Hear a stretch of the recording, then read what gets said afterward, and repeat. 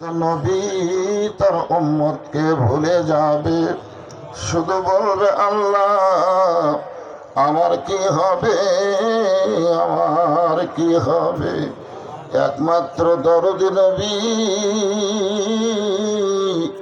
শাফাতের কান্ডারি ইয়া রব্বি হাবলি উম্মতি বলে সেজদায় পড়ে যাবে।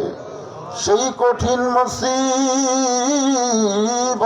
সময় আজকের এই মাহফিলকে ওসিলা করে আমাদের সবাইকে রাসূলের উম্মতের কাতারে আল্লাহ কবুল করে নিও।